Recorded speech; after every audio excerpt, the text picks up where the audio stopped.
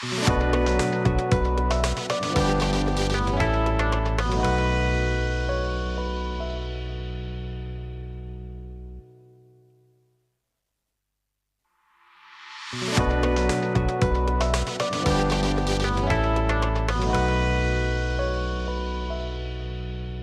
badly. Welcome today, this evening, the first program of the year 2023, this Wednesday. Today, we are going to be looking at what the new year is going to be presenting, what is planned for the new year from the public, you know, the guys who are managing the public side of things. We are going to be projecting the economy. We are going to be looking at what looks like is going to work, what caution should be taken, and today being Wednesday, the 4th of January 2023, we have in the House the Honorable Minister in charge of Minister for Finance, General Duties, the Honorable Henry Musasizi is in the House here with us to discuss the matters that we are going to be looking at this evening. Honorable, you're most welcome back to the show. Thank you so much, Charles. It's a pleasure being here again. And Happy New Year to you. And Happy New Year to all the viewers. Thank you. Next to him, we have Honorable, oh, not yet Honorable, but maybe he will change his mind. Can finish the Honorables. Oh, you. First, deal with the Dr. Fred Muhumuza. He teaches economics at Makerere University, and he is here. Dr. Muhumuza, you're most welcome and Happy New Year. Thank you. Happy New Year, our viewers. I'm in the business of making honorables. Yes. So many of my students have moved on to that space. Yes. Let me send them more so that there's competition in that space. And then I don't join the competition. Yes, I hope you started it well. Yeah, I started it well. And all is well that starts well. Yes. We're still moving on well. We are resilient. That's good. Yes. Next to him, we received back from the rest last week, Honorable Ojara Martin Mapendozi. Gulu is MP for Bardegela Yibi in Gulu City. Honorable, you're most welcome back and Happy New Year. Back from where? From vacation? No, he was on official duty. Dr. San. Thank you very much, Lady Charles, and good evening, viewers. Happy New Year. Good. Finally, we have Councillor Sarah Birete, who is Executive Director of the Center for Constitutional Governance. Sarah, you're most welcome back. Happy New Year too. Thank you, Charles. Happy New Year, and Happy New Year to the viewers. Good. We were expecting to have with us Honorable Kivumbi. He sent us late alert that he could not make it. We hope he's fine.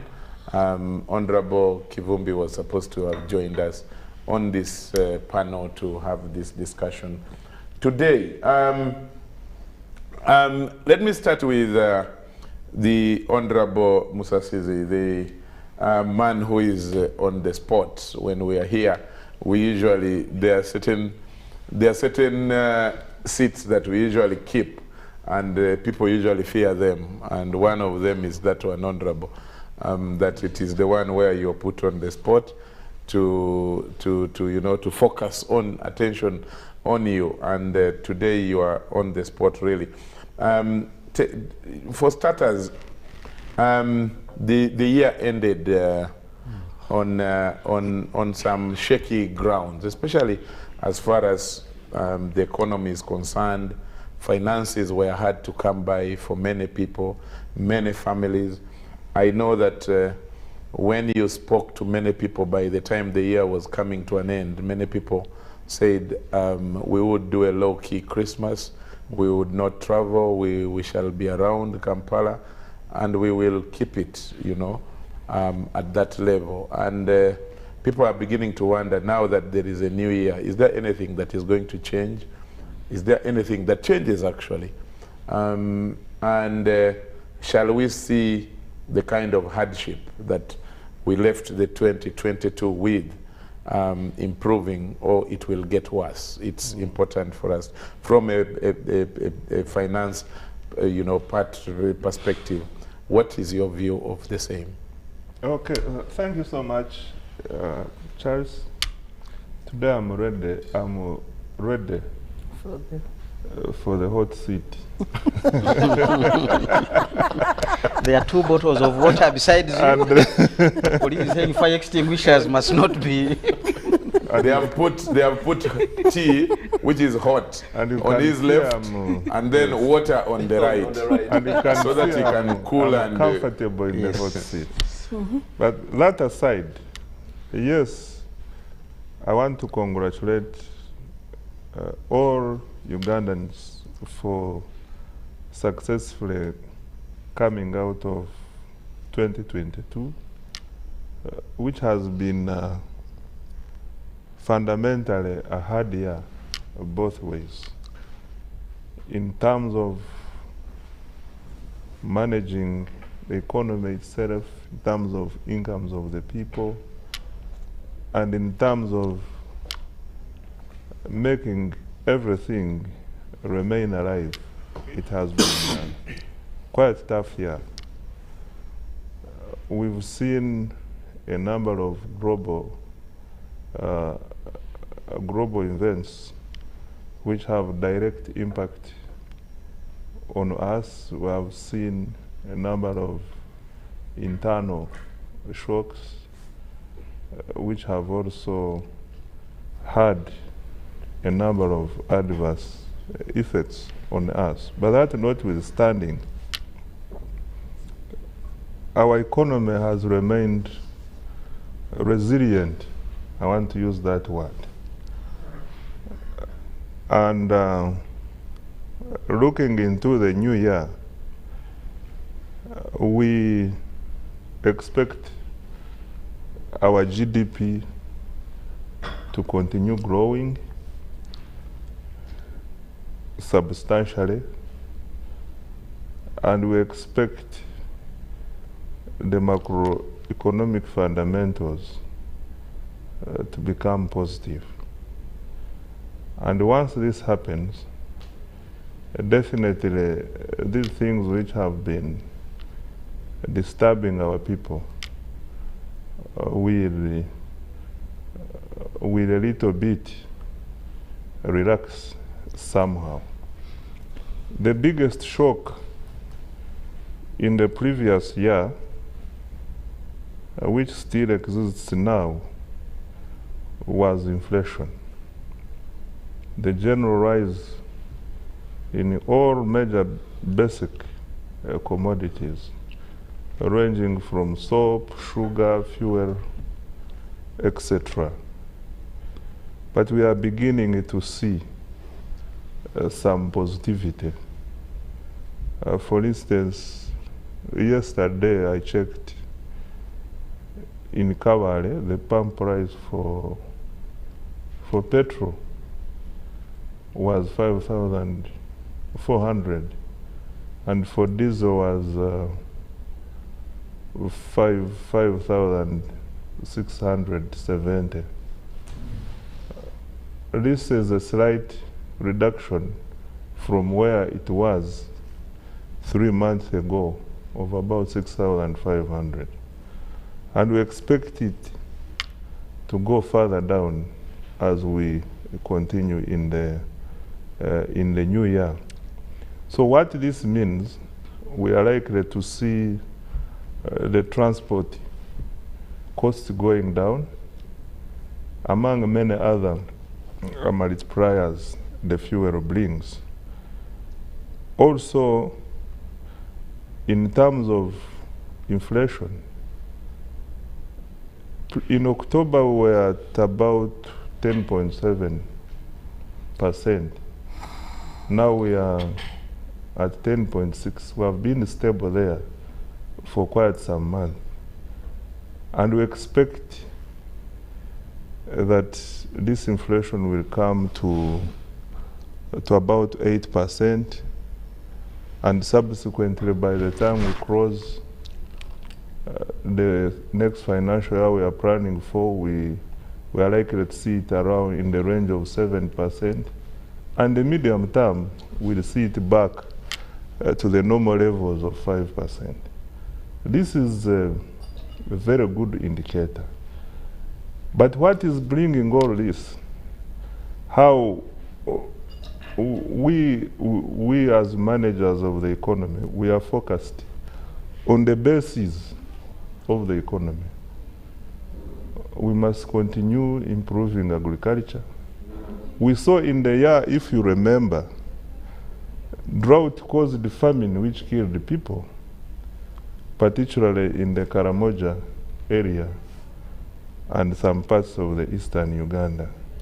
And also other parts of the country were greatly affected. So what can turn around this?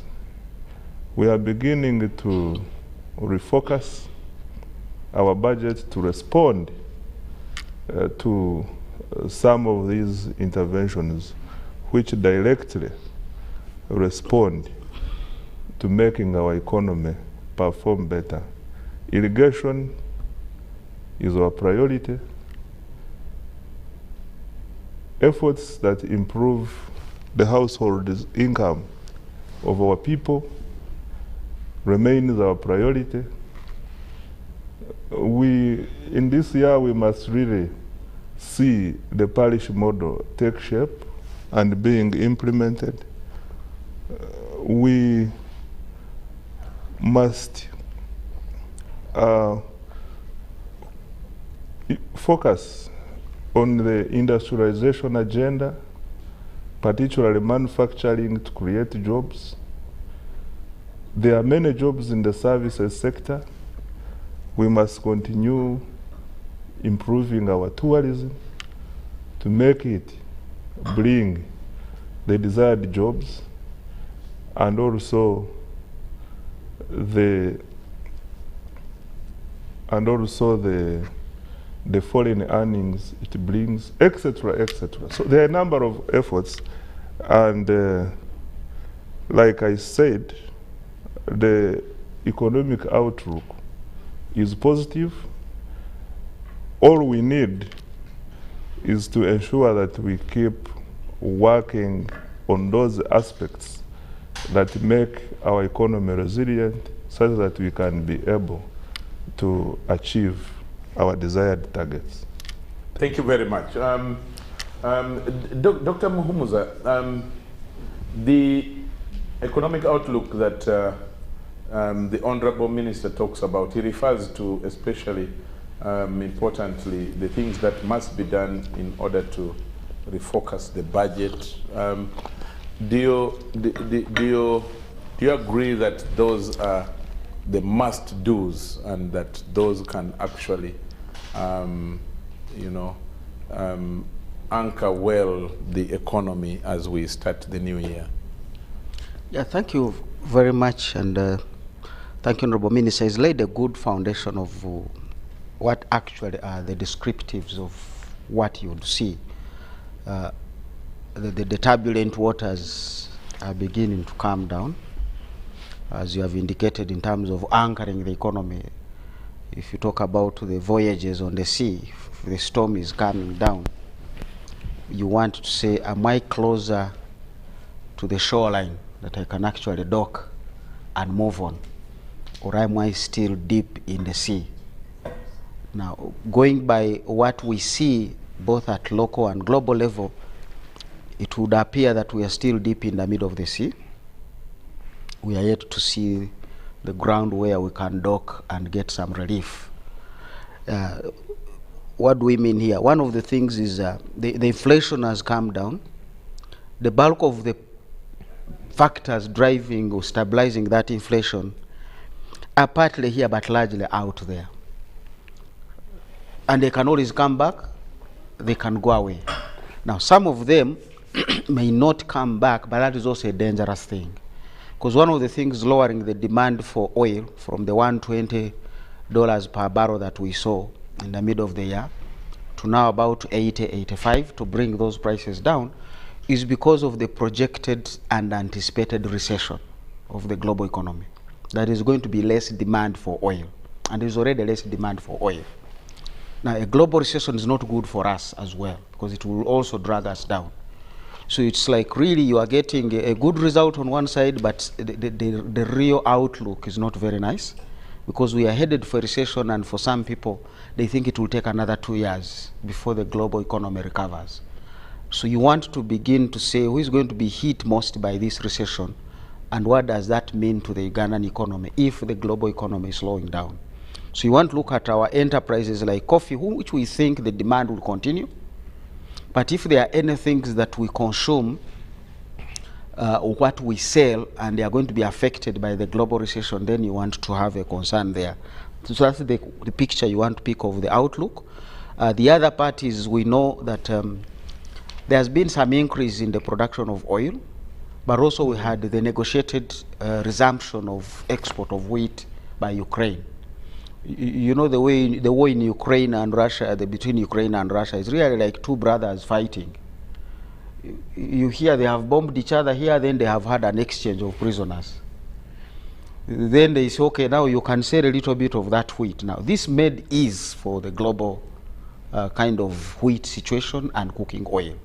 But remember, it's still in a war zone. Anything can happen that those ships are obstructed. It happened, I think, a month ago, when one of the ships was bombed, and then they said, no, this is not the way to go. So the outlook is still out there, and you want to be watching it closely to say, fine. But also the other thing you don't want to forget is that the inflation stabilizes, but the cost of living remains high. Because inflation is basically the speed at which prices are rising. Now, when this whole thing began, fuel was 3,800, 3,900. So for fuel to stabilize, but it's still above 5,000, it means for anybody whose budget has not increased in terms of their income, if they are to do exactly the same thing as they were doing, they are spending more on fuel alone and having to sacrifice other things. So the cost of living is still elevated, especially for majority of the people who are not able to adjust their incomes to match that spike. And this is why we are now coming up to a conversation of things like educational costs. Why is government coming in to legislate over educational costs when you are not legislating where the schools purchase their services?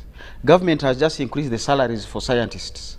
Some of these science teachers teaching biology, physics, and chemistry may now move out of the private schools to go to the government schools. Now, a private school needs to raise tuition to sustain this teacher, who actually the parents and the teacher and the students need to be in that school to teach them. Now, when you have those market dynamics, you want to watch and say, there are things that are one-off. A salary increment is not one-off. It's going to remain. So that cost of production in the education sector, in the health sector, is going to remain with us. So some of these health facilities, and these are what we call inelastic commodities, demand commodities, you cannot say, let me avoid education because the cost has gone up, or health. So the increment in the teachers' and scientists' salaries is going to drive up that cost, and it will not come back. So you want to be watching those now. What do those things mean? But also in the area of agriculture, and I'm glad the minister has really raised agriculture, because agriculture is really our area of resilience. During COVID, agriculture helped us out. During some of these hardships, agriculture is there to make sure every Ugandan at least has something to eat. Until last year, when we realized that, hey, wait a minute, actually hunger can kill people in Uganda. Now you want to go back and say, in agriculture, where should I be putting my money? And where you want to put your money is not in an area that will give you a result in 2025. You need that result next season. So the conversation on irrigation is a conversation I'm not going to buy. And it's mainstreamed in government. Because by and large, the biggest constraint to Uganda today is the planting material. The seed is ancient. You plant an acre, you are likely to get a ton out of that acre because of the kind of seed you plant. Some people, even the seed is adulterated. So you want quick response in saying, how do we do seed regulation to make sure even the people receiving PDM money, Policy Development Model money, are going to buy genuine seed? Because previously they were sheltered.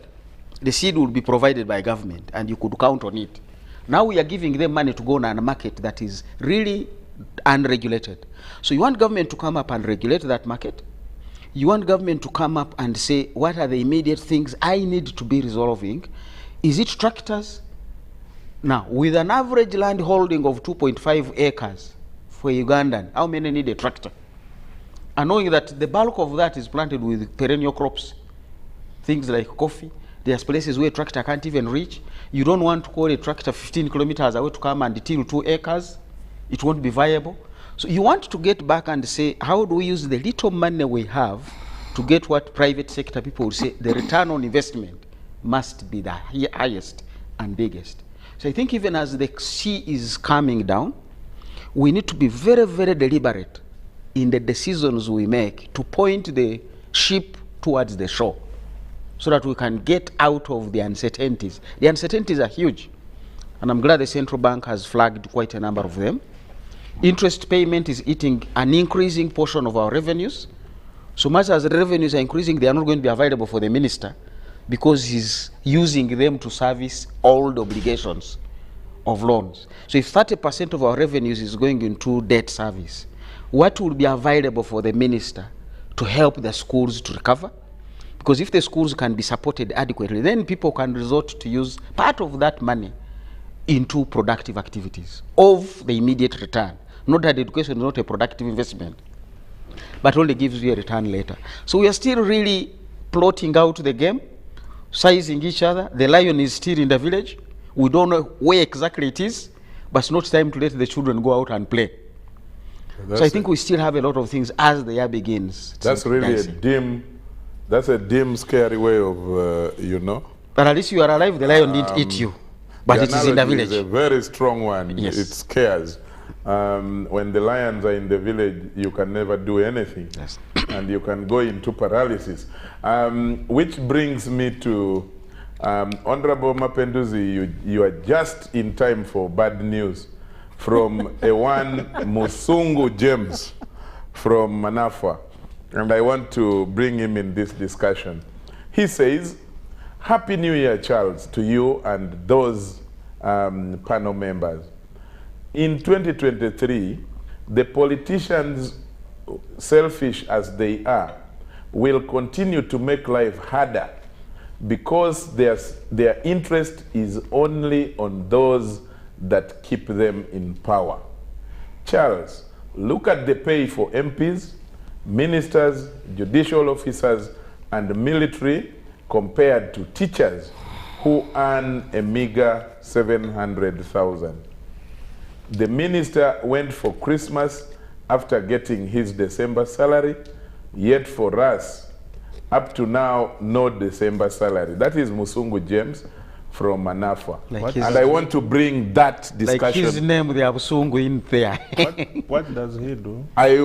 He's a teacher. I want to bring him in the discussion.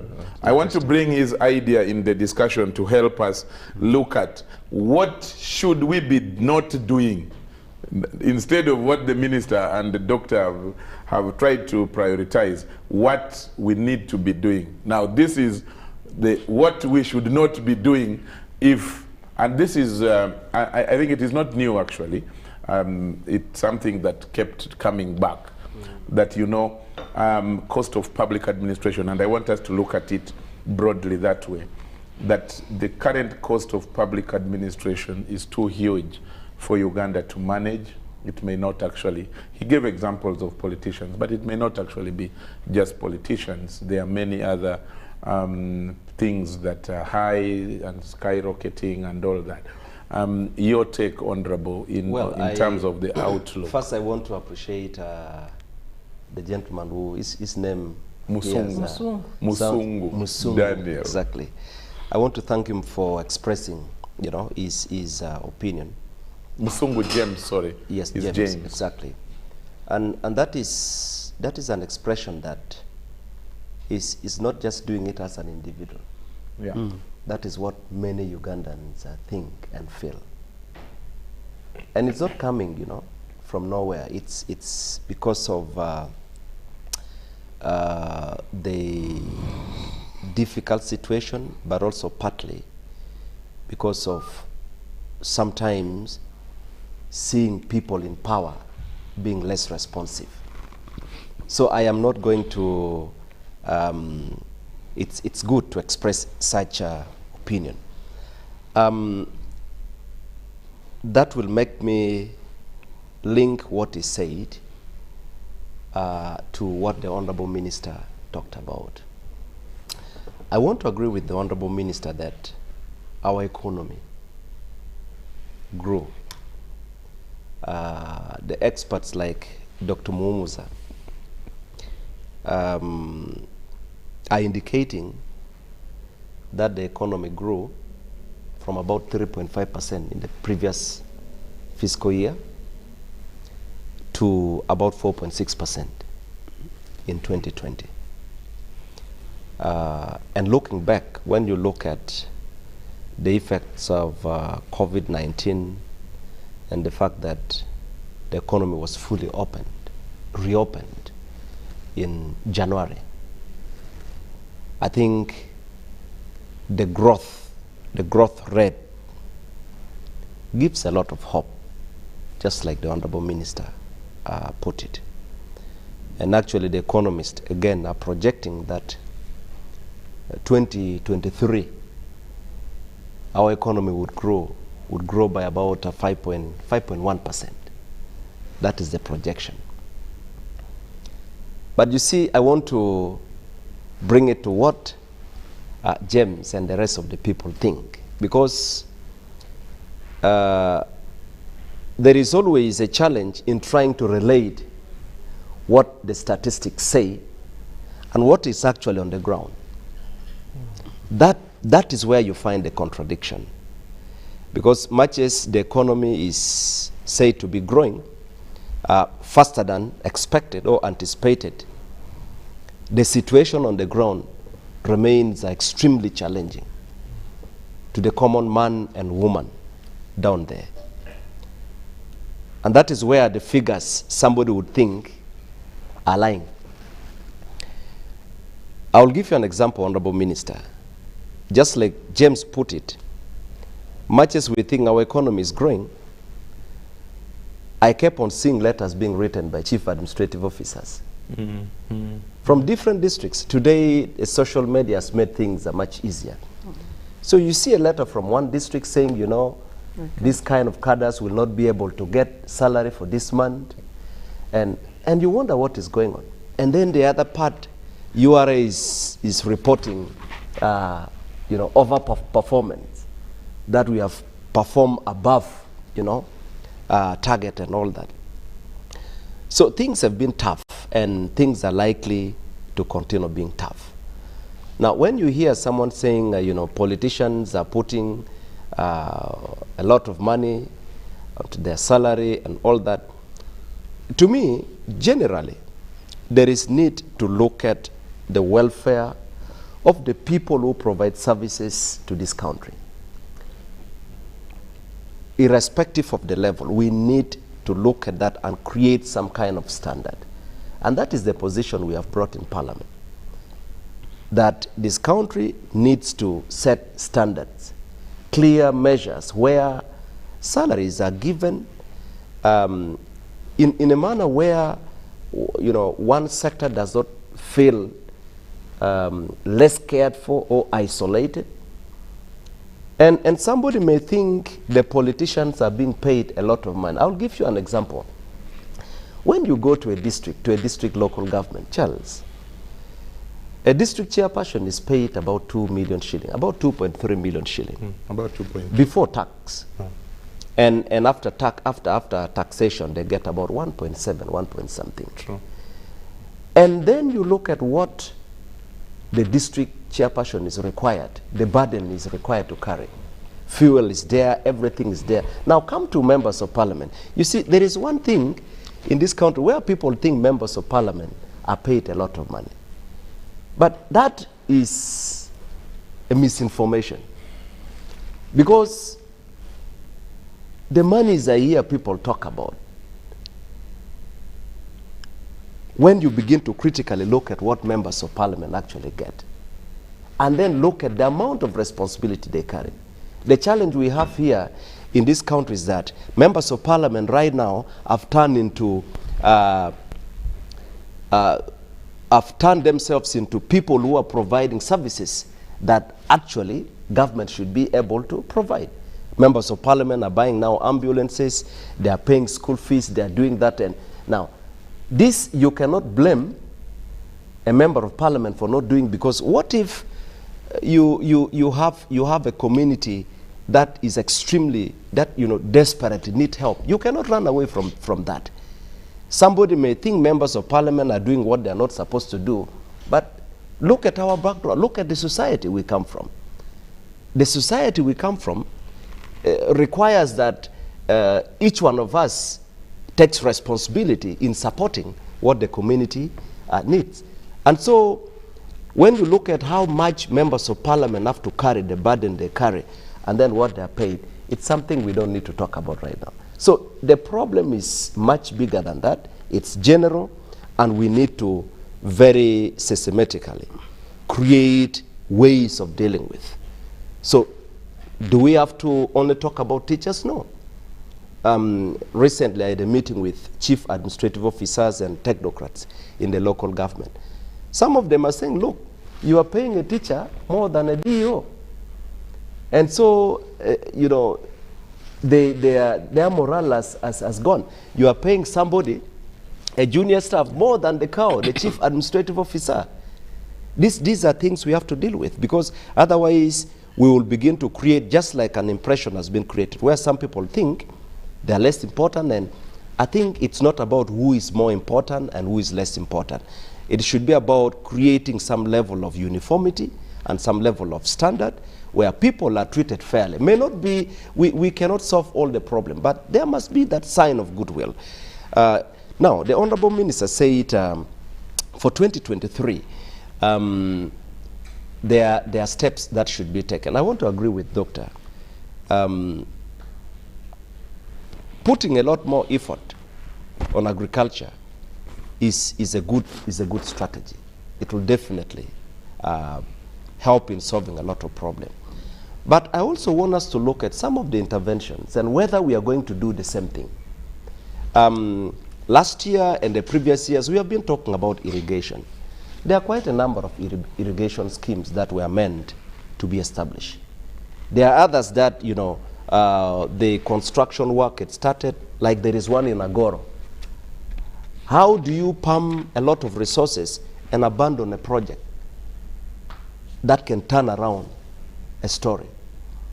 And also, what about that farmer, that small-scale farmer, who will not be, because the kind of irrigation schemes that you are talking about right now, mini irrigation schemes and mega irrigation schemes, how many are we going to put? And how many, because those small-scale farmers are the one doing a lot of production right now. And there are 7.5 million of them. 7.5 million people. Almost. How are we going to make sure that this scheme we are talking about is going to reach them? So we need to think very quickly in trying to see how to support them in a manner that is more proactive, that can bring quicker results. The other thing that we also need to think about, Honorable Minister, is you talk about the so much talked about parish development model. I was going to ask you. Last year, everybody was singing parish development model and all that. Then what broke my heart? Because when you say this year we are going to give 100 million to every parish, and then when it comes to releasing the money, it becomes a struggle. Then you'll say, okay, every quarter we are going to release 25 million shilling and all that. You want to support a parish to begin to look at how to turn around the story and, propel household income. And then you are saying, for this quarter, we are going to give 25 million. And then you have a parish of about 5,000 people, or even 15,000, with so many groups that have been formed. 15,000 households in a parish? Yes, some of them in the urban areas, the equivalent of a ward. Let me give you an example. Well, A ward in my area. Yes. I'll give you the example of Kasubi ward, which has a population of over 50,000 people. Just one. How many households? Well, that would be about approximately about 10,000 households. On an average of 5 households. About 10,000 households. So just one parish. And you are releasing 25 million in a quarter. Your intention is good. And for our viewers, Kasubi is in Guru, not the Yes, Kasubi here. no, Kasubi is in Gulu. By the way, Gulu has very interesting names. Exactly. Kasubi, Kanyagoga, and we have all those ones. It's a city that brings everyone together. Yeah. So you are talking about such a ward or a parish, and you want to support, and you think this is the vehicle that will deliver, you know. Our intention is good. But if that is how we are going to continue doing it, then we will defeat the purpose. So there is need to rethink and see how we can make this vehicle much safer and faster. Otherwise, after about 2 or 3 years, you or others will say, by the way, we made a mistake. Just like we have talked about many other programs. So sometimes I think we don't learn fast. Yeah. Okay, good. Or we Honorable don't Minister, unlearn fast. Honorable Minister, what he raises, among other things, especially on the issue of the parish development model, is something that I just went for just 1-2 days home yesterday, and I met someone who was saying, the other day we had you talking about this parish development model, that money is coming, we don't see it, and but it brought to my thinking, you know, how far has it gone? Is the monitoring aspect being done well?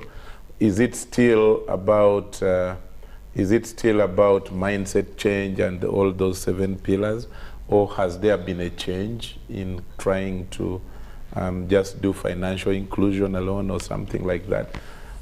So you need to think of a response and an explanation for our people, and even if you like, even if it is civic education, I'll give you that opportunity.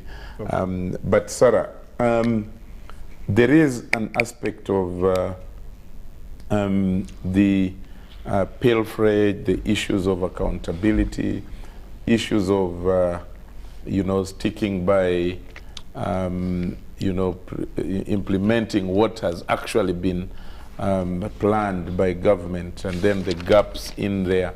I need you to open up to that discussion as well, on top of what you had planned, just to share with us what you think the economic outlook for 2023 will be like, at least at the start.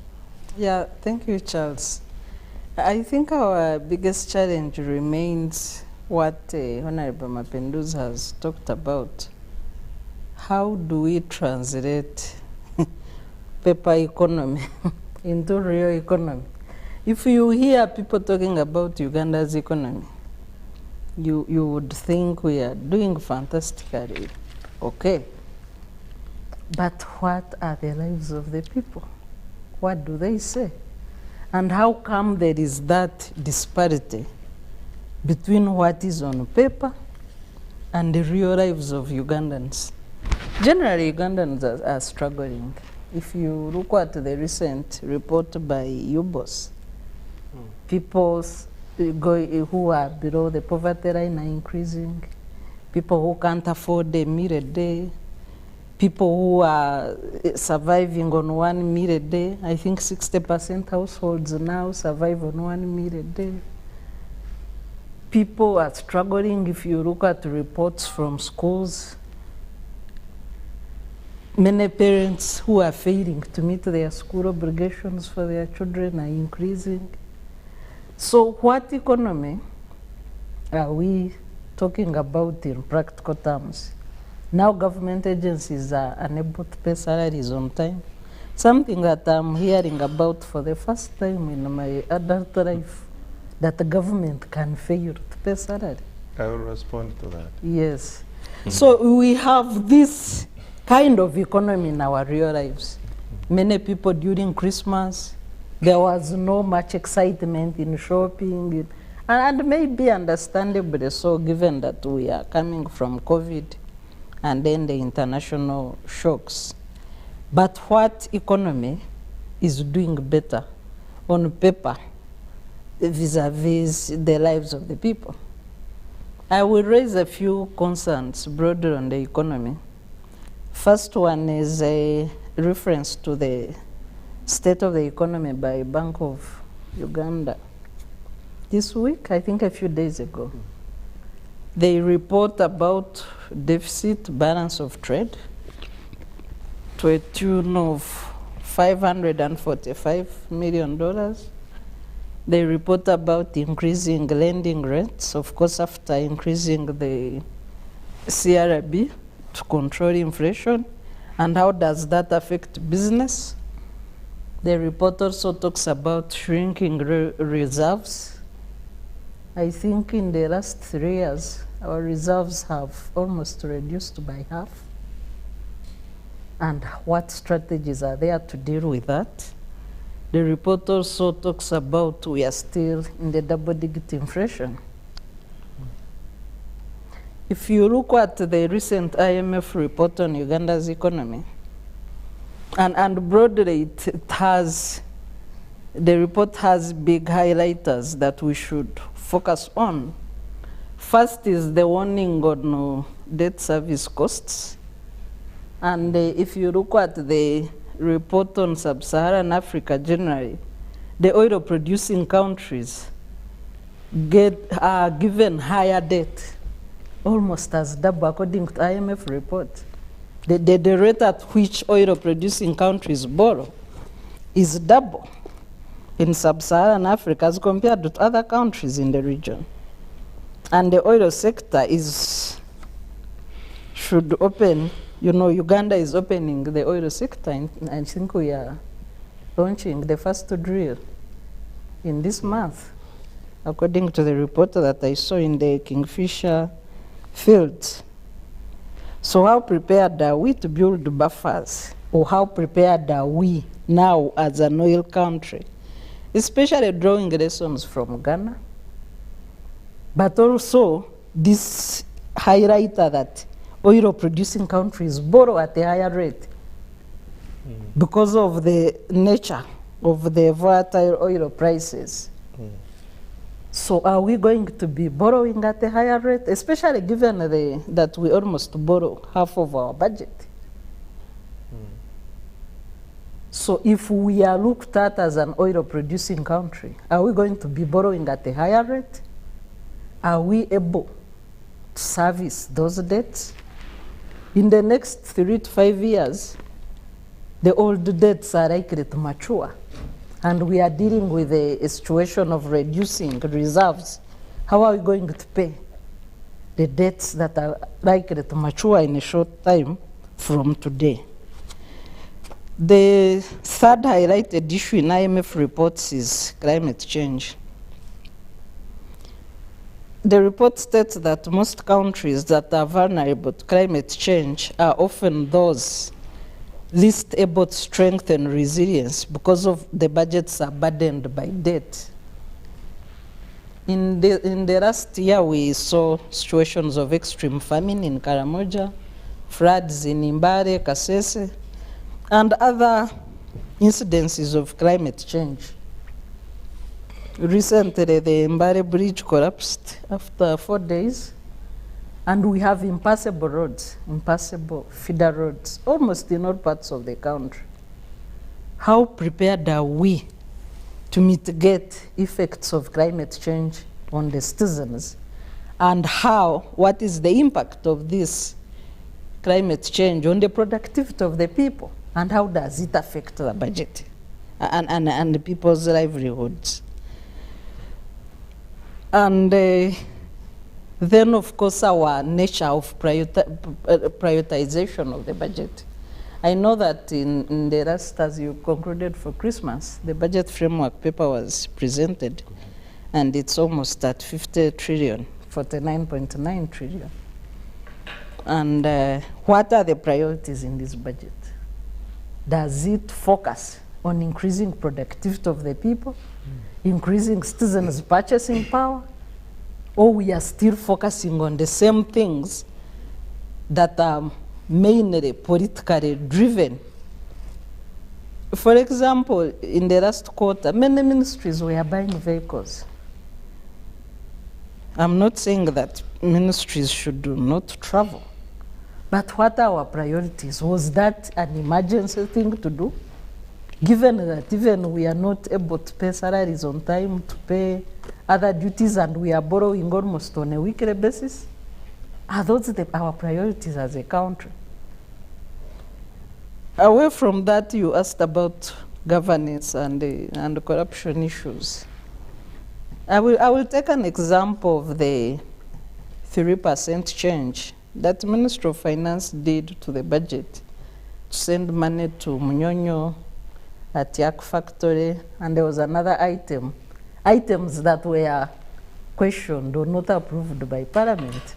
But because of that leeway of the 3% change of the budget in the Public Finance Act, then you have you have Ministry of Finance funding priorities that are not approved by Parliament. So how can we expect fiscal discipline, expect meaningful checks and balances through Parliament that is supposed to play an oversight role if the executive keeps conducting itself in such a manner? So the biggest challenge is really fiscal indiscipline, and then of course our usual pandemic of corruption. What strategies are in place? Okay, Honorable, I think you are going to take it up from that. You know, when Sarah ends on a note of referring to corruption, the president himself, no less than the head of state, when he, I don't know whether it was 2021, when he was addressing, I think it was, he had an address. I don't know whether it was during the URA celebration, when he said that he wanted people of Ministry of Finance, that there is too much, I think he used the word corruption, theft and all that at Ministry of Finance. What do you, have you already, as the year came to an end, I know from behind the scenes that there are a lot of changes being done in restructure, I mean, trying to shuffle a number of officers, planners, economists, and all that. But is that part of the plan to try and curtail the reports of corruption in the ministry, to help then improve government and running government? Is that what is being done? What is projected to be done by your ministry in this new year? Well, there are a number of things that have been raised. Yeah. On the changes taking place at the Ministry of Finance, I think that's normal. He was there. They are not normal. And These the ones number are not normal. No, they are. If you have had, Honorable Minister, if you have had against policy situations where, you know, planners, economists stay for 10, 11, 12 years in one place, and I know it is not your problem, you have just come to the ministry as well, then you hear corruption maybe in this, the Ministry of Agriculture, Ministry of Defense, it can be any other ministry, because someone has overstayed and now they have made themselves to become a fixture in a place, and because now they are the ones running. I wish you had allowed me time. Please go for it. To respond. Why I said it's normal, these are common cadre staff, planners, economists, what? And we have various departments at the ministry. Moving an officer from Department X to Department Y is normal. Okay. And all our officers have gone through that. It doesn't necessarily mean that the officer is corrupt or not, but we are just creating an opportunity where our staff can be exposed to all aspects of the ministry. That notwithstanding, what people, the perception people have created around our ministry is something which is hard to prove. Yes, we know corruption is a cancer within our system of government. But what are the safeguards? Talking about it is one option, but also creating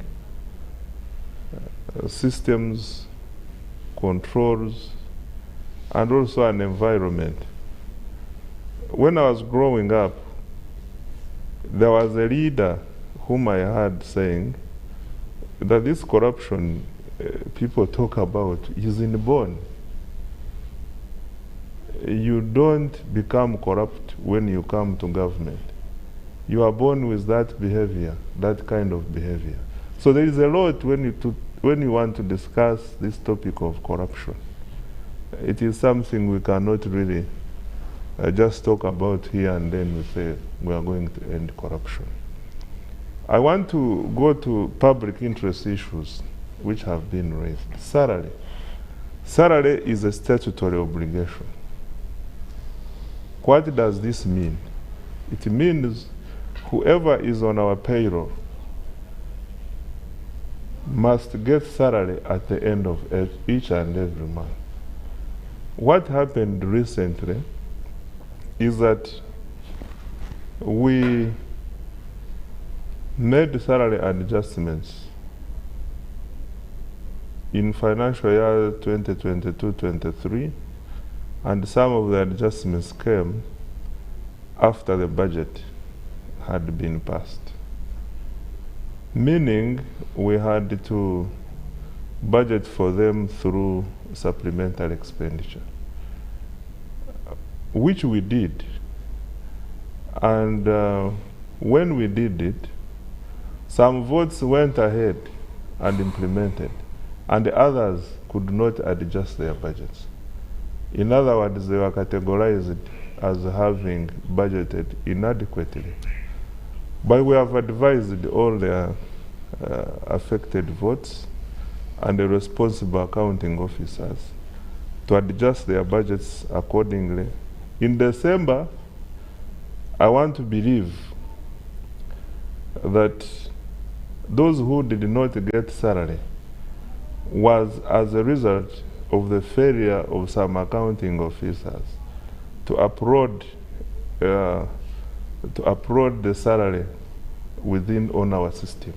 Otherwise, on our side, we had even front-loaded in order to have everyone paid by Christmas. So this perception that the government is failing to pay salary is non-existent. It is just an administrative issue which I want to believe that responsible accounting officers have dealt with. Two, on the supplementary, the 3% supplementary, SARA, that's illegal. The Public Finance Management Act provides that the government will spend supplementary budget up to 3% and seek retrospective approval from Parliament. And whatever you hear that is happening will eventually be regularized through the parliamentary process. We are required to, we are given 4 months, and the 4 months expired on 6th of, they are going to expire on the 6th of January. And I want you to follow the events which are going to follow, and everything will be regularized. On parish development model, yes, there was an issue raised on parish development model. All the pillars are being focused on. But of course, the major pillar, Charles, you know, all these pillars cannot cannot function without the pillar which controls the money. That is why it is over-talked about, the 100 million per parish. We are still optimistic because our budget, we are just halfway. We just released the third quarter. We issued the third quarter cash limits last week, and it is a component of PDM. We are optimistic that by the 30th June, we shall have hit our target of releasing 100 million for parish development model. And even in the next financial year, we have also provided for another 100 million per parish. What I want to ask the public to do is to be optimistic.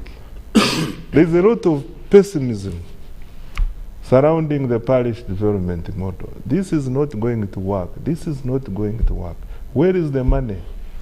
You know, twice. The good news you know, is they say once bitten. No. We have to, surprisingly, most of the people who are talking against the parish development model are me and you. You know what I mean. People who are not supposed to get it. Yes. The 39% who are in subsistence, whom parish development model is going to transform, are very innocent. But me and you are talking negative about this program.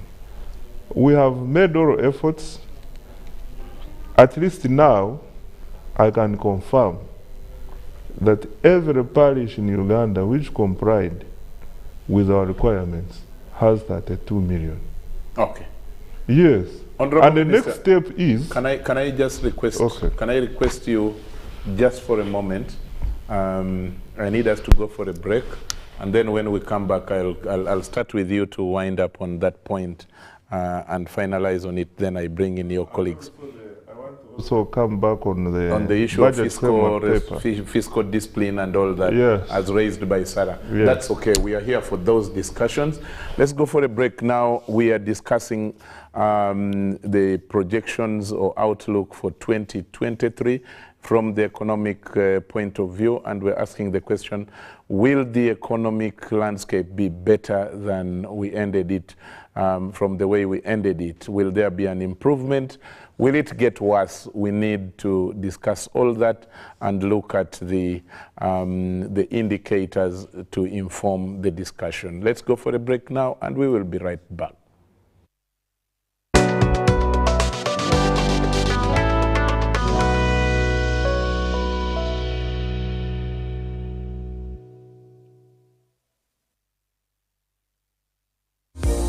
Sent to transport to the wrong person. Here's how to reverse it with MTN Mobile Money. Dial *165#.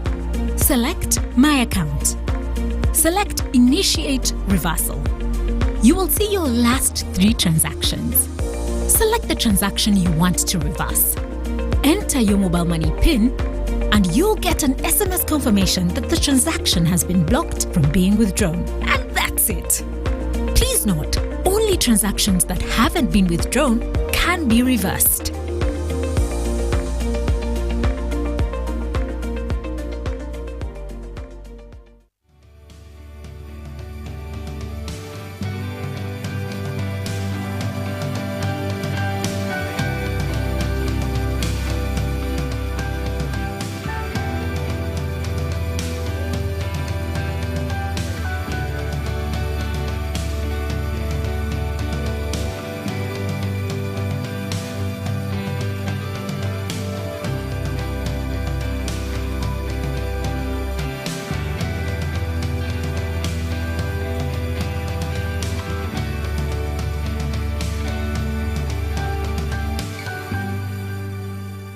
Ladies and gentlemen, it is no longer news that Ebola is with us. Please wash your hands with the soap every now and then. For the entire business community, ladies and gentlemen, let us lead by example.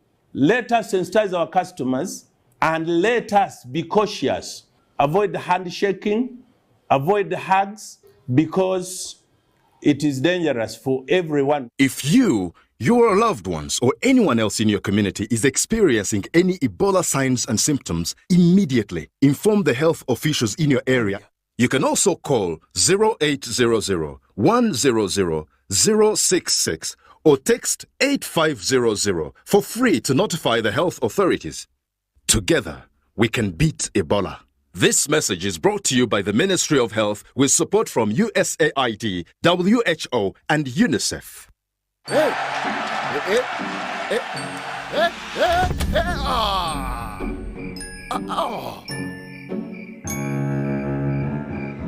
Paying your bills the old way. Let's go. Just need to buy some power. Paying your bills with the My Airtel app. Bro, there's a line. You have the power in your pocket.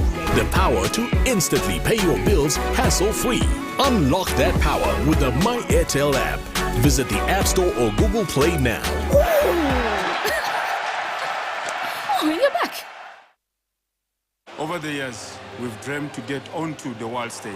We've had that dream crushed. We've witnessed a total defeat of what could have been our greatest moment. We've felt our spirits go up, only to take a hard fall. We've had our fires burn out and leave only scars. We've seized the wind and had it pulled from our grasp. We've seen pain and we've seen loss of the last fragments of hope. But we are made of resilience, and resilience never stops dreaming. So we will dream even bigger with the Cranes Cup Bowl 2026. Together, let's take Uganda to the next FIFA World Cup. Together, let's take Uganda to the next FIFA World Cup. For every Now Special you buy, we will give 50 shillings to the Uganda Cranes 2026 fund. You will also get the chance to choose how the Cranes Cup Bowl contributions are spent. Now Special, official beer of the FIFA World Cup and official beer partner of the Uganda Cranes. Alcohol is not for sale to persons under 18. Please drink responsibly. Do you need data collection services, data analysis and reporting, monitoring and evaluation systems? Then contact Mold Technologies, a professional research firm that has provided many organizations with timely research solutions for over 15 years. For more information, visit www.mt.co.ug or call us on 0704 913 399 or 0782 602 963. Visit our office in Kampala at Sayuni Complex in Tinda. Mold Technologies, your professional research firm. MTN. Radio Fema to Sako. Garubo January. Wakamwezi Kaneze Chemando. Pizza's baby cool. Shima Karunji. Drop it up to you. Vivian Tendo. Mariachi. Abakaduka Mugaba Kule Bedwamo. Lord Fred Sebata. Kugenda kwa motwalo kumu kuyingira. Bani kema konko na ndogo. Kume bila bili mwesa tu. Hanku nyumene Garubo January. Bani kwa kamwezi Kaneze Chemando. Chuma cha Balam Sound. Biti udomo sente. MTN. Radio 4 and Susie. The Ministry of Health reminds the public that Ebola is real and we must do whatever is required to prevent getting new cases. We therefore encourage everyone to remain vigilant and not to relax on Ebola. The symptoms of Ebola include sudden onset of fever, severe headache, muscle pain, weakness, sore throat, vomiting, bloody diarrhea, and in some cases, bleeding from the body openings. Please seek medical help from your nearest health center if you detect any Ebola symptoms. The sooner you start treatment, the higher your chances of survival. Please inform your nearest health center if you identify anyone with such symptoms. To prevent Ebola from spreading, follow the Ministry of Health and World Health Organization guidelines on Ebola. Wash your hands regularly with clean water and soap. Ensure safe and dignified burials of Ebola victims. Avoid handshaking and hugging. For more information on what you need to know and do concerning Ebola, please call toll-free 0800 100 066 or SMS 8500. This message is brought to you by the Ministry of Health with support from the United Nations Development Programme, UNDP, and in partnership with the Interreligious Council of Uganda, Buganda Kingdom and Kampala Capital City Authority. Are you tired of high fees and slow transfer time when sending money? Look no further. Airtel Money is here to revolutionize the way you move your money. We have revised our rates, and now sending money from Airtel to other networks in Uganda, East Africa, and to the rest of the world has never been more affordable. Plus, you can trust Airtel Money to get your money where it needs to go quickly and safely. Simply dial *185# and start sending money. Switch to Airtel Money today and experience unbeatable rates and top-notch services for all your local and international money transfer needs. Airtel Money. Instant, secure, borderless.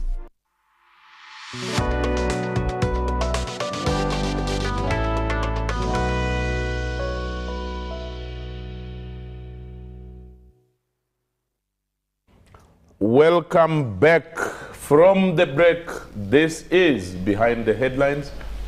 This is the first program for 2023. Today is Wednesday, the 4th of January 2023, and Behind the Headlines takes a look at the projections for the economy and taking a look at how it will turn out. What are the, if you like, the danger areas to look out for? What are the issues to focus on? Priority areas? We are having all those discussions. In the studio, we have the Honorable Minister in charge of General Duties, Ministry of Finance, Planning and Economic Development, Honorable Musasizi. We have Dr. Fred Muhumuza, he teaches economics at Makerere University. We have Honorable Ojara Martin Mapenduzi, an MP from Gulu, and Councillor Sarah Brete. Honorable Minister, with your indulgence, allow me, you know, there are so many messages and comments, questions that have come from the public. I want to just pick a few so that we can integrate them into our discussion. Let me start with Mr. Biarohanga Francis from Nansana Kabulengwa. He says, "Hi Charles, kindly, I'm following the program. Can you ask the minister that apart from telling us the long-term solution to the economy, Ugandans are suffering, can the Honorable Minister tell the country the quick solution which can save the people? Ugandans need to hear quick solution. Thank you." Then from Kitintale, we have Andrew, who asks, when I think about the current status of the Ugandan economy and the status of roads in the city center, I just feel like crying helplessly. Please, Andrew, don't cry. Just let's endure. We are like a baby bird that has been left without its mother to care for it. And then there is someone called Katabarwa Nimrod of Kampala. Katabarwa, your question is too long. You sent it earlier, I wanted to read, but it's too long, so I'm going to cut it short. He says, "Charles, panelists and viewers, the biggest problem we have is that the elites we call politicians take up policies not well thought through. Why can't we have a government-owned bank and the money that is wasted in PDM, WEP, Emioga, and Tandikwa, Bonavagagawale, be channeled through it to enable our farmers acquire credit facilities cheaply and be given enough time to pay back." There is someone called Arthur Kabaka watching from Entebbe Road. He says, "I want to know from Honorable Musasizi whether it is a guarantee that whoever comes to such a TV show from a public office should come prepared to meet a hot environment or not, and why? That is, and then there is a question. Someone is saying the parish development model is fake, and then he has decided that he doesn't write his name, but we have the number here. I wish you could tell us your name so that they respond to you. Another question here, Honorable Mapenduzi, the electorates are eating district speakers thinking that they receive a lot of money, yet it is only 720 before taxation, and after taxation it comes down to 600,000. All this is a result of MPs fishing a lot of money to people, and it makes people think that all political leaders have money. Then there is someone here from Moroto. He says, I'm watching live from Moroto. However, can you talk about the salary enhancement of civil servants, the enhancement for head teachers and deputy head teachers who are scientists, given that they have a lot to teach apart from administrative work? The issue of letters from cows is real. What's the matter with the releases and the wage bill in these districts? Thank you, Javira Kakuru, Deputy Head Teacher. Thank you, Kakuru. I like teachers so much because they have made us what we are. So thank you, Kakuru. Someone says, good evening, Charles. I would like to thank you guys in the studio. The Uganda issues majority are suffocating, while the few who have managed to maneuver through are struggling to spray perfumes, but they may fail because of the decay we have with morality, which keeps getting bad. And then someone says, I'm watching you live from, good evening, Charles and the panel. I'm Timothy from SETA. With reference to our economy, the governance system remains the biggest cause of our poor economy. On average, Parliament sits about 25 of its members, and we hardly witness shortfalls. So must we need the other 75? I think the number of MPs should be checked. Let me take 3 more randomly. Good evening. I'm John Esa, watching you from the Republic of Zambia. I am enjoying the show, the interview. Good evening. Thank you very much, John, and we appreciate. Ejalo Simon says, whereas I struggle to appreciate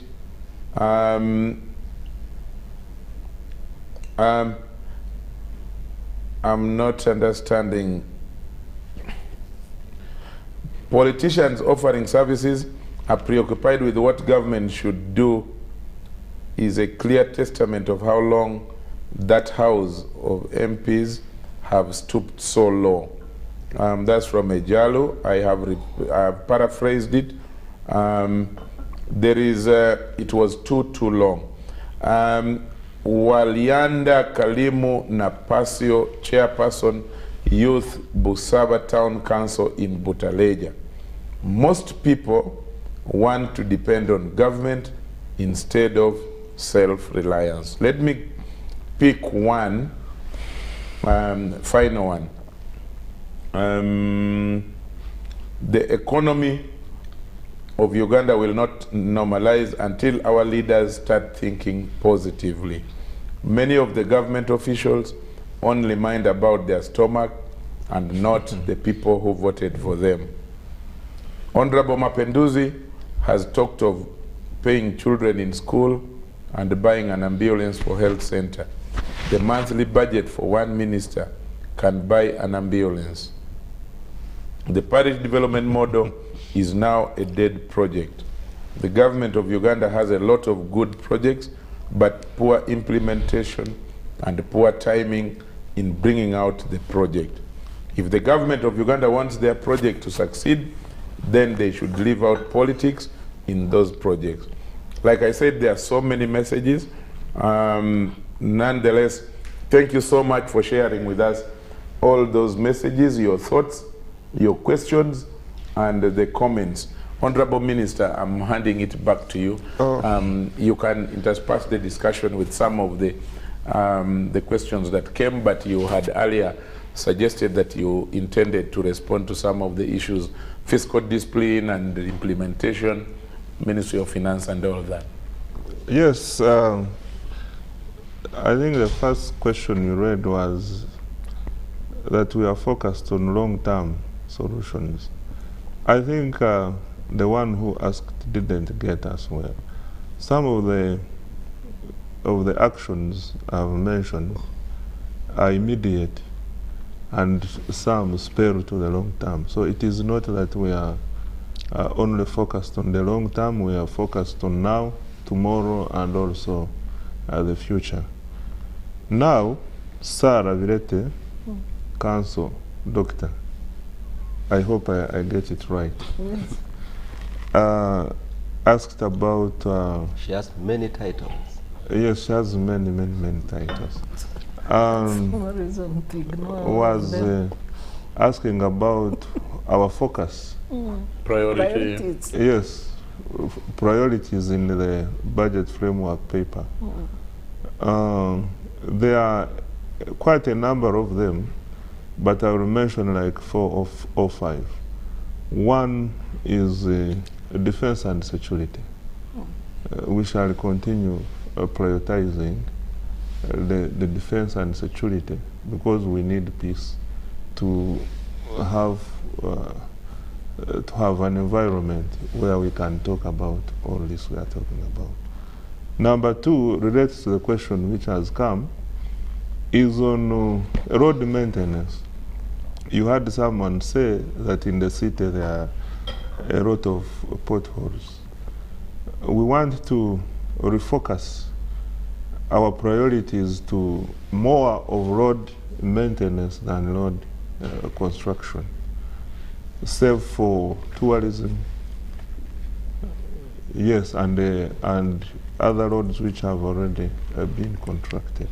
So you will see more money going into road maintenance, and also these roads which may not get funding for tarmacking. We want to make them first-class maram roads. And also in transport, we are looking at railway and water transport in order to reduce the cost of transport. Another priority area is UDB financing. We think we need development finance to facilitate our private sector, which is engaged in interventions that build this economy, agro-processing, manufacturing, and some bit of human capital development. So we think there should be cheap capital of not more than, now they are at 12, but we think if we support them more, they can be able to give loans of 10 or maybe 8% interest rate. Parish development model continues to be our main focus. With all the negative perceptions around it, I am optimistic that if we do what we are supposed to do, as we clearly stated in the pillars, if all the pillars be able to work and all the teams down there do what we have asked them to do, there is no reason why parish development model cannot transform our households. And what he said is that some parishes are too big. We equally have a number of parishes which are small. And I'm sure if you sent 100 million to many of the parishes in this country, and each household getting 1 million, this would really bring high impact. Because small projects, if someone wants to do a piggery, how much money does this person need? And this is our focus. Yes, there could be parishes which are big, but on average, I want to believe that parish development model money will bring high impact. And this is something we are going to do for 4 years. By the end of our target, each parish will have received 400 million. There's someone who said we need a what? We need a bank. Yes. Agriculture bank. Agriculture bank. Maybe in the long term, if this 400 million has been, because we are not going to remove it, we are going to keep it in the parish. If this 400 million turns around, people can be allowed to form an agricultural bank. You never know. What we need is to be optimistic about PDM and other. I heard him talk about other wealth programs, Omyoga and the others. You mentioned about our capacity to pay debt. We have not defaulted on any. And our debt sustainability strategy still shows that even in the medium term, we shall continue meeting our debt obligations as they fall due. And on the interest rate, it's out of negotiation. There is no rule that says that if you are country X, you must pay this interest rate. No. We negotiate. If you see what we are doing now, we are even moving from domestic to external financing for budget support. Why are we doing this? We are looking for options which are cheaper, both in terms of the interest cost and also the tenure. And also there is the interest cost, there is tenure, and also there is overcrowding effect. All these are issues we look at. And what was the other issue? Balance of trade deficit. The balance of trade, he will respond. And also on the reserves, he will respond. Climate change. Climate change, he will respond. And then I will send an invoice. Yeah. He sits in at that level. You have to. Dr. Muhumuza sits with me in our top management. He's part of us from the. So there is no need sending an invoice. Yes, no, it could be out of the terms of reference. Now he's part of us from the wealth creation side. I think for now, let me first allow others to respond, then I will come in at the end to respond. Okay. Let's now keep it open. Let's keep it free. Yeah. Honorable Mapinduzi, you are the first to. Thank you. Just two. There is a gentleman, I think he should be district council speaker. The gentleman of 700. Yes. That they only paid 700. Yeah. And that you MPs give a lot of money, so you make it look like they also have money. To some extent is first on how much is paid, another district council speakers and the councillors, and I fully agree with him. You know, Charles, I was a district councillor. I was district council speaker. Then I became district chairperson. I know what this gentleman is talking about. And actually the 700,000 is talking about is something that started the same amount from 2006. So it has never changed. One thing you need to know is that in Parliament, the Committee on Public Service and Local Government has had a lot of discussion on that. And I'm sure soon Parliament will be discussing how to, but you know that discussion will not be in isolation. It goes back to what I said. There is need to create some level of uniformity, because you're not just going to talk about district council speakers and then you leave the councillors. Then you talk about the chairperson, you leave the executive members. So what is the discussion? To increase salary? The discussion is to look at salary, salary generally across board at local government level, both political and technical. How do we create some kind of uniformity, something that is fair, that fits the setting. So I have had a lot of discussion with the chairperson and the vice chairperson. The vice chairperson is a member of the committee I chair, Honorable Christine Apollot, because in the visit that we have had in many districts, we every time we get confronted by local government leaders. So I agree with the gentleman who expressed his opinion, but we are also trying our best. And I don't think... But do you have the money? That's what I was going to ask. No, you see... We are already saying we have a bloated public administration. Let me tell you this. We will have a discussion, then we bring you on board. You will get the money. You're asking me, I don't have the money, you have the money.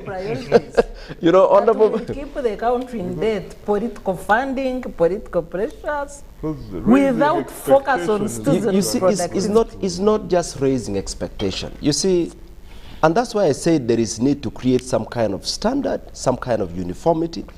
And I'm saying something that is fair. We should not fear talking about the welfare of the people who work for us. How about first creating a minimum wage? Can I if finish? You are concerned about welfare of the Can I finish? I am not going to talk about what you earn in the civil society.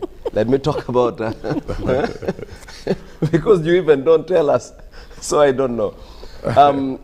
But the other thing that I want to, there is another gentleman who talked very bitterly about members of parliament giving certain services to the citizens. It is true what members of parliament are supposed to do. Their roles and responsibilities are very clear. But you see, there are situations that end up forcing members of parliament and the public. The kind of demands that people bring to members of parliament, we are not going to stop people from demanding. And these members of parliament are members of their respective societies, where they come from. And they remain part of those societies. So you're not going to, and you know, becoming a member of parliament doesn't make you some, you know, doesn't move you away from your own society or community. But you should also say that when we are campaigning, we promise them. And they base on what you have promised to demand from us. Well, I don't want to speak for members of parliament generally, because there are individuals who make sometimes outrageous promises. And I want to believe you are not one of them. I have never met any promise that it Charles that I would buy an ambulance. Or because I know that the facilities around have ambulances, and we are pushing for Gulu City to have ambulances, and they do. And the next step is to make sure those ambulances are functional, well maintained, and they're doing what is needed. And that is what we are trying to do. So there are members of parliament who end up buying ambulances. There are those who don't. I don't want to blame those who buy, but we need to look at the environment. We need to look at the country generally, the kind of challenges that someone called Ian is listening to you, is from SETA, and he says, Charles, Honorable Ojara needs to be sincere. If any other person, if paid well, could pay fees, could buy ambulances, and so on. While I buy his argument on balanced pay structure, I don't imagine government has transferred its responsibilities onto MPs, hence their high pay. MPs are doing so to buy their way back to Parliament. Going forward, government needs to prioritize service providers that are moving the country forward. From SETA. Again, I agree with him. I'm not sure why he failed to understand my point. Because my point is that members of parliament are ending up doing the things that they should not do. We have clear roles and responsibilities. But I'm saying the situation in the country, the challenges, the difficulties that people face, end up making members of parliament carry the kind of burden that they should actually not do. And I'm not encouraging any member of parliament to do that. But you see, that is what we are faced with. And so we need to understand. For example, I'm not going to blame you, Lady Charles, if you are supporting an orphan who does not have anywhere to go, and you think that orphan should have a future. That's the kind of environment sometimes we are faced with. That, put aside, should not be used as, you know, an excuse of not talking about the welfare of every employee of government. We should be able to talk about it. It's different from saying there is no money. Talking about it and planning how to handle it is important. Because even if there is no money now, and I don't want to believe there is no money because there are a lot of wasteful expenditures, Honorable Minister. The corruption Dr. Sarah is talking about. Can I give you information? Please do, sir. Thank you. In the budget framework paper, we presented Parliament slightly before Christmas. The projected resource envelope is 49.9 trillion. Correct. Out of that, the discretionary resources is 22.87 trillion. The monies arising as a result of expansion of GDP, economic growth, is 160 billion. Ideally, the information I would like to give you is that the only money we have, additional money we have from the previous year available for appropriation is 160 billion. Tell me, how much money, how much will that do compared to the overgrowing demands which the public expects us to handle? Tell me where the salaries we are going to promise will come from. Well, I'll take you back to what I said. Let's deal with our wasteful expenditures. There are a lot of monies that we spend on the things that actually do not matter, the things that should not be considered priorities. E.g.? For example, giving money to companies that Dr. Sarah just gave examples. There are companies you keep on pumping money and you don't see. Let me not get there. Because there are a lot of activities that do not have much impact, either on the economy or even on the citizens directly. And then a lot of monies get stolen or diverted. I'll give you examples. I have gone even at local government level. A lot of mismanagement, but also a lot of wasteful expenditures, and a lot of money end up not being spent, so the citizens miss services, and these monies are returned. So there are a lot of things that we need to improve on. Because much as we say there is no money, what about the reports that the IGG is saying we every year about 2 trillion gets wasted? I think recently the report was about 2 trillion, I think something like that. That is what the IGG reported. So we need to really, Honorable Minister, this is not about watering down the efforts you are putting. And I want to agree when Charles says that, you know, there are silent efforts and changes you are trying to make. Those are positive steps. But still, there are a lot more that we need to do. So we can improve on, and it's not promising, you know, heaven on earth, but demonstrating that commitment that you see, we can create some standard. Can I challenge you? Please do, please do. Can you come after the doctor? Doctor had raised his hand. It could be maybe something to tie in with what Honorable Mapinduzi had said. No, mine is very short. We are going to present the budget before you. The midterm? Midterm, the budget framework paper is with you, and subsequently, in April, the estimates will also be with you. Can I challenge you that with all these good arguments you are making, you pick out all of those wasteful items and we'll allocate them we will have to the areas to the areas where you think are of priority. Well, we will talk about that. Because that is you have an opportunity to do that. Okay. If you can help us do that, I would be locate the wasteful expenditures. No, if we can work together to make things better. Well, okay. Yeah, Doctor, wastefulness, priority areas, implementation, those are forming now the major parts of the discussion. I think let me really go behind the headlines. Because these are the headlines. Yes. But what is the story behind the headlines? Tell us. And Minister has hinted on one of them, that the budget has actually increased from about 48.3 trillion to 49.9 trillion. But the available resource for spending has reduced by 2.5 trillion. Yes.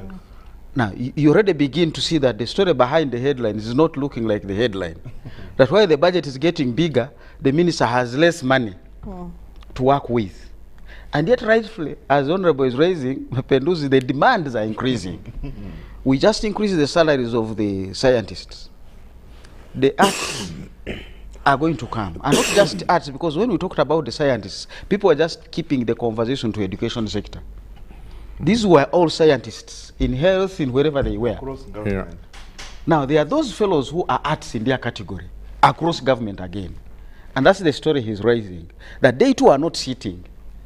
And they are feeling the unfairness, but also it's not just that they want to catch up with their colleagues. As we have said, their cost of living has gone up. If the salary for the speaker of a district was set in 2006 at 700,000, I want to believe a little fuel at that point was about 2,200. This same speaker is still moving the same distance. Now the fuel is 3 times more. His salary is still where it is. So his cry for an increase is genuine. But the minister has a genuine concern to say, where do I get the money?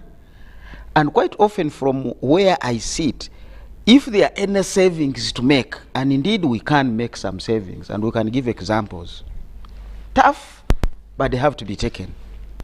You don't want to look at it as an extra resource that you can now reallocate. I really want to see that budget by the time of appropriation having moved down from 49.9 trillion to possibly 40. So that whatever, because the money we're talking about, URA, is expected to find 28 trillion. That will only based on the performance of the economy, because URA taxes how the economy is performing. We have already said the headwinds that we see, we may not get that growth. We are already having challenges that the increase in the URA catchment, the excess revenue, actually came from VAT and some other taxes on an increase of imports. Now, that's not a nice thing for you to look at, talking about Sarah's discussion on reserves and the trade balance. That you're having people importing more and translating into bigger taxes. It's endangering your reserves. It is also possibly saying maybe the exchange rate is misaligned. That it is easier, since the shilling is too strong, to import than to produce. Now, those are the stories behind the headlines. Now, what has made it difficult for a person to sit down and produce goods and services in Uganda is basically this tendency of government going to borrow. A treasury bill of 1 year is 15%. So if Muhumuza gets, thank God if I ever did, 5 billion, would I put that in production of rice and cassava for these factories? I would definitely get and put it into treasury bills of government so that I'm paid 18 to 8%. And then what is government doing with this money in order to pay me back the interest? Because the interest payment is part of the minister's problem. It's going to rise to close to 7 trillion. As we've said, 30% of URA's revenues is going to be going into interest payment. So what did this money do is the story you want to be questioning on whether you are walking on eggs. An MP will buy an ambulance, but they haven't paid the drugs and the blood. So you are only changing the position of death for the patient. That don't die from your home, but you can as well die in the hospital. Because you haven't fixed the hospital where you're delivering this patient. The other day we lost Honorable Kabi and the wife. And everybody came up to say the wife had really a fighting chance. If she could be delivered early enough and in a facility that is functioning. But this is the norm. It's happening every other day. So the story behind the headlines is really what the people are saying. The economics on paper looks good. But when we put beside the papers aside and walk, what is it that I find? That the person borrowing to buy and supply inputs to the beneficiary of the parish development model is actually borrowing from the commercial banks, where government also borrowed on Monday and raised the rate to 18% for government, 25% for private sector.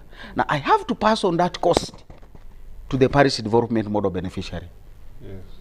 So when you receive your 1 million as a household and you come to my agro trading facility, I'm going to sell you seed at 8,000 and then you will not break through. So the whole objective of government will be defeated by the story behind the headlines. So over time, that's why we've seen a number of government programs have actually not moved the people, because we targeted on the supply side of helping the subsistence farmer, but we do not help the person who actually functions with the subsistence farmer. Minister, we are increasing the budget for road maintenance. Thank you, it's coming 5 years late. Kajina and her team have been on this for years, but finally we have responded. But remember, what does Kajina say? I already have invoices of 600 billion of people who repaired government roads and they have not been paid. And every day now we lose 320 million in interest. Now some of these people have actually lost their businesses because they borrowed from a bank to come and deliver to the government and have not been paid. So even now, as we ramp up again through borrowing to pay for road maintenance, where are the companies? Many of them have since collapsed. Two, many of them are going to come to the banks and we're not going to lend to them. I was reading the Bank of Uganda report. One of the loans that has really gone down loan category is the household loan. Partly because banks are no longer counting on lending you on the basis of a government salary. These are what we call salary loans. Because people have no collateral. But majority of the people have been saying, I have my salary. I look at the organization. This is MTN, fine, MTN will always pay. This is Muhumuza and company, Millers, no, that one I'm not very sure. So that one doesn't get a loan on the salary, because the salary is... Now, when a government salary is questionable by a bank, then you're having a bigger problem behind the headlines. It's like your car engine in the dashboard is showing lights.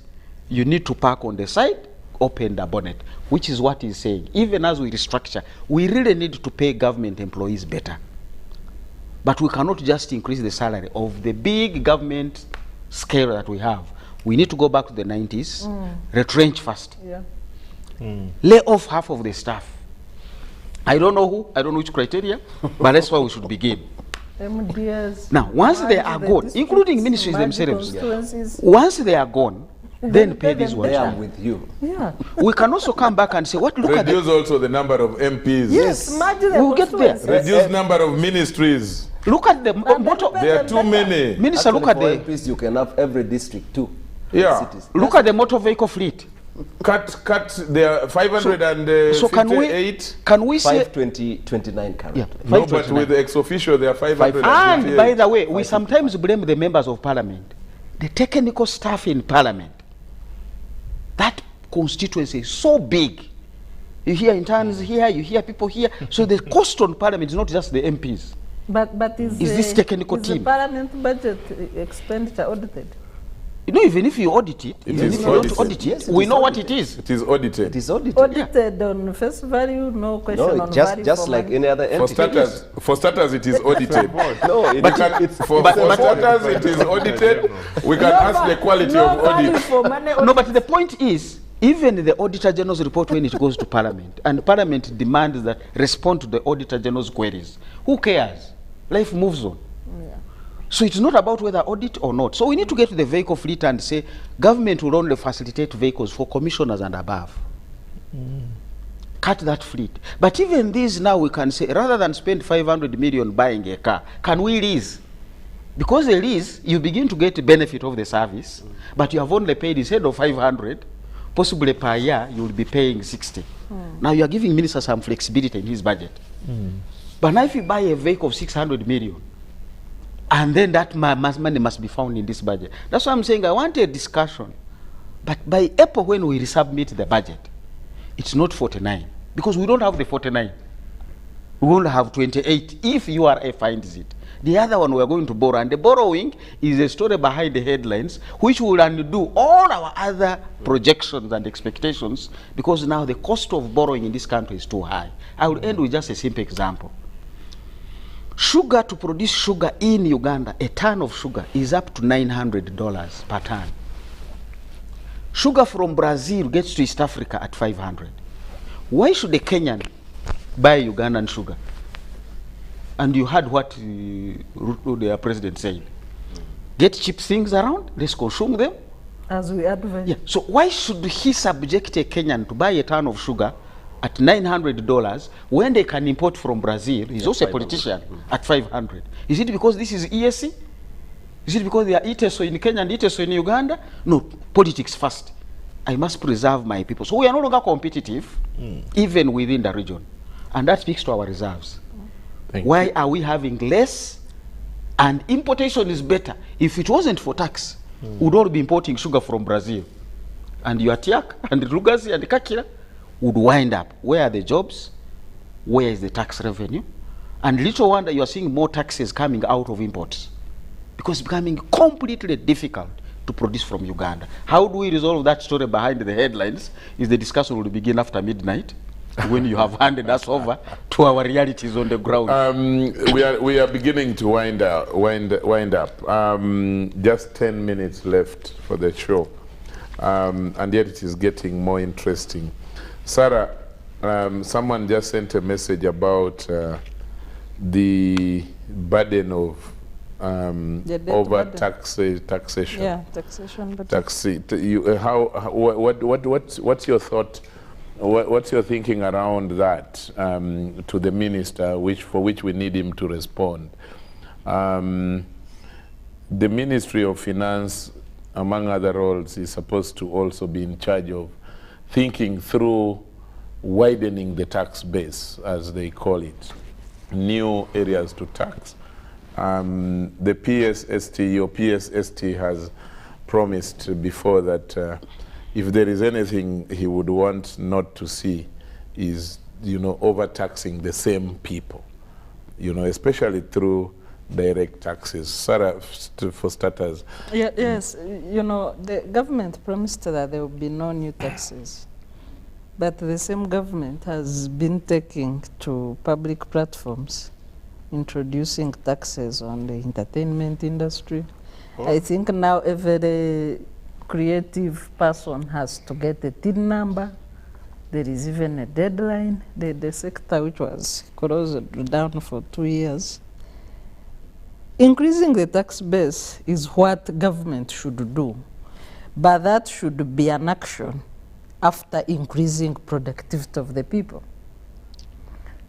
The famous statement of Idi Amin when he was expelling Indians, people of Asian origin, he said that they were milking a cow they cannot feed. But the government is doing the same. From the NGO sector, which is basically not for profit, where I work, every day, almost on a daily basis, once the month is towards the end, you see the communications from URA. And you are like, okay, for us, we are in a not-for-profit sector. We pay only statutory, payee. Is the tax that we pay on salaries. But the amount of energy, I think even the tax we pay does not match the energy and time spent by the communications team of URAs sending messages. So you wonder what is happening now, like the private sector. Uganda, it is easier for people to start a business, but businesses don't last beyond 3 years because of mainly of the tax regime in the country. So we need to look at, beyond even the direct taxes, the biggest bulk of taxes paid by people is indirect. How heavier is it on the people? How does it affect the cost of living? Especially given the shrinking revenues of the citizens. And then how eventually it affects the purchasing power of the citizens and the movement, the fiscal movement of money among the citizens that should enable taxation at the end of the day. But if you cut down at the beginning, I am earning, I am unable to spend. Because the biggest chunk is going to tax and statutory obligations. So I have little money to spend. Even when I go to spend because of indirect taxes, I can only spend on a few people and then a few items and I stop. Does it help the economy better? Are you milking a cow you cannot feed? But beyond that, Charles, I have one more question on, there was a promise by Cabinet to merge the MDAs, the agencies in this financial year. Are we still committed to that? I know that Parliament, because many of political pressures, have been raising an issue of jobs. But a few jobs vis-a-vis a debt burden, increasing debt on the country. How do you even apportion your priorities as the legislative body? You want to save 10 jobs at UNRWA. Yes, these people earn well, but they are also very experienced and can be absorbed in the mainstream agencies because the government has said there is that chance. So why are you more focused on saving at 10 jobs than saving the economy? The same argument goes to enhancing salaries for political leaders. Can we first raise the money and then apportion it? So I would like to see our prioritization going into that direction as a citizen. Okay, let me bring in Honorable Mapinduzi had already wound up, and Doctor, I think let me bring in Honorable Musasizi to respond and close the discussion for today. On rationalization, we are on course. We have passed all the stages. The remaining stages, those agencies which will require amendment of the laws, we are preparing the laws for Parliament to consider. But the rest which do not require any amendment of the laws, we are on course and will be implemented. On taxation, yes, it is true we are responsible for tax policy, and it is also true that last year and this year, last year is financial year, no, this year 2223, no new taxes were introduced.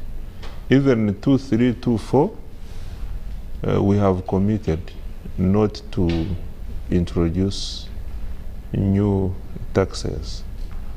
However, what you are seeing is that we are implementing the domestic revenue mobilization strategy, and this requires us to aggressively improve efficiency in tax administration. That's why you see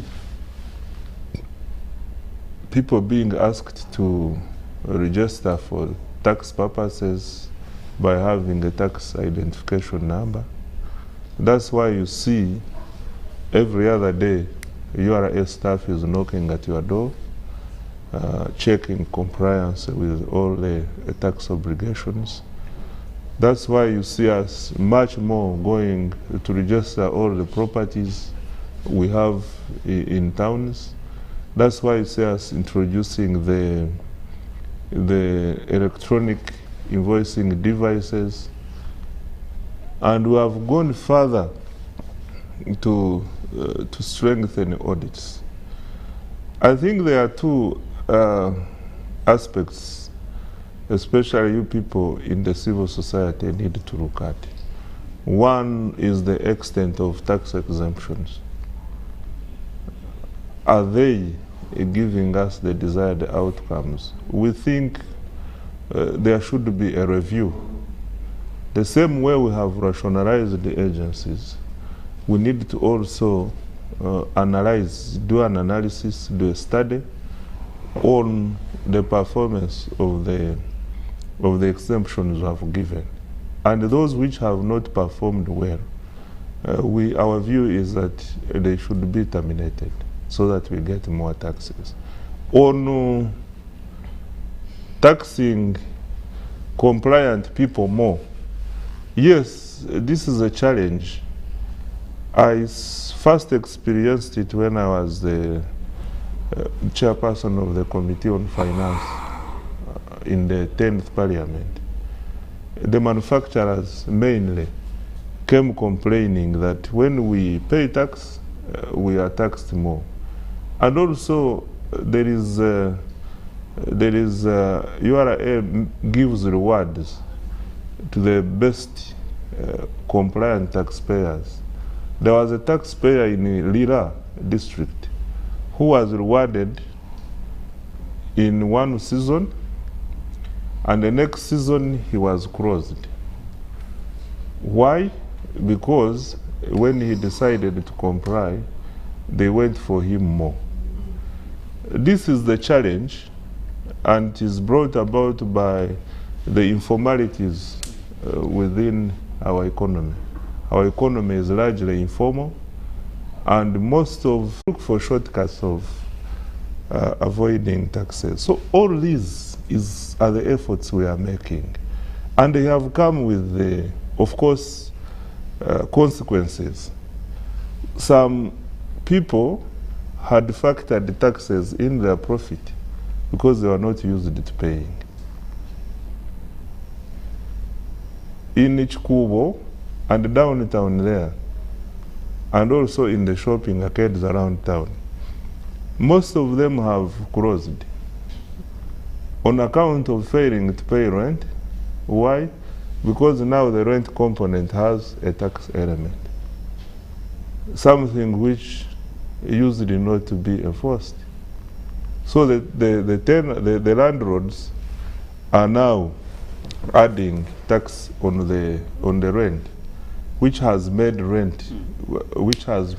the rent to increase. Number two, they are no longer making money. The buildings are empty. Sorry? The buildings are empty. They are getting, people are beginning to shift to other parts of the town, which are a little bit cheaper. But also, there is, they complain that they are not making money because of taxes, which we don't agree with. These people used not to pay taxes. Perhaps the profit they were making was that tax foregone. Now that URA has become tough and you must pay the tax, it becomes difficult. Therefore, it will take them some time to adjust, but we think they will adjust as we go along. Because, Charles, we need the taxes. You have had our resource envelope, which must be financed. Ever since we became aggressive, we have moved this, we have moved tax revenue from 19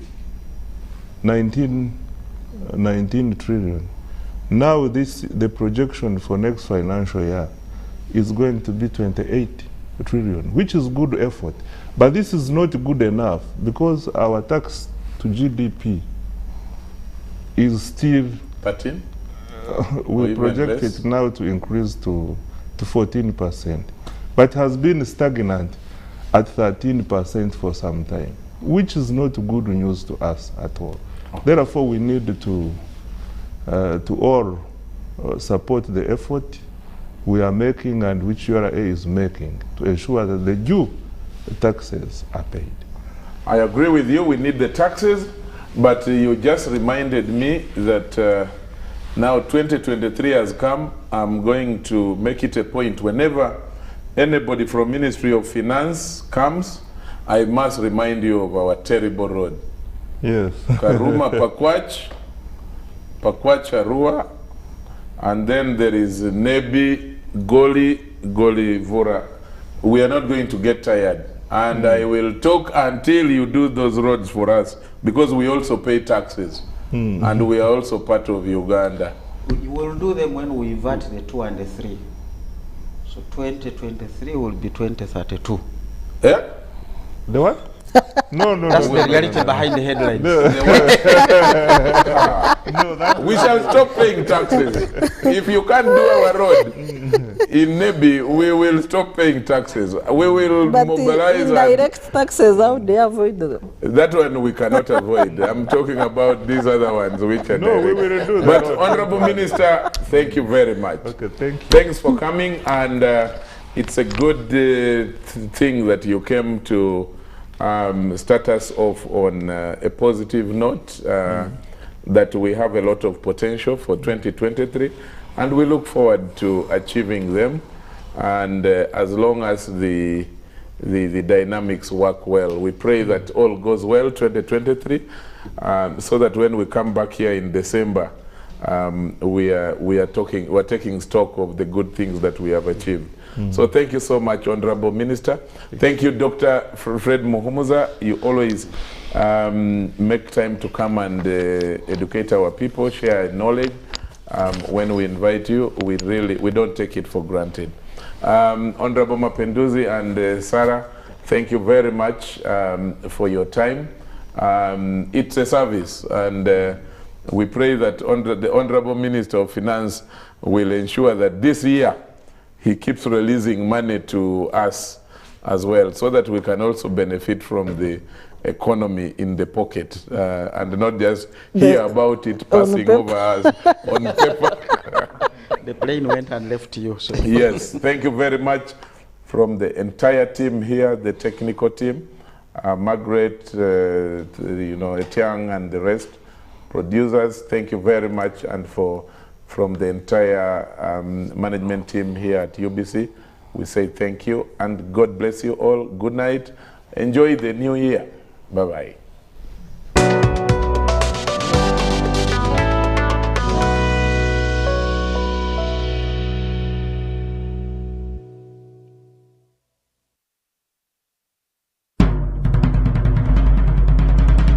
The Ministry of Health informs the public that there are confirmed cases of Ebola in Uganda. We, however, urge the public not to panic as the situation is being managed. The Ministry of Health further reminds the public to be on the lookout for any persons who may show signs and symptoms of Ebola. These include high body temperature, abdominal pains, diarrhea, vomiting, bleeding from the body openings such as the nose, eyes, and mouth. Please inform the nearest health worker immediately if you see anyone with these signs and symptoms. To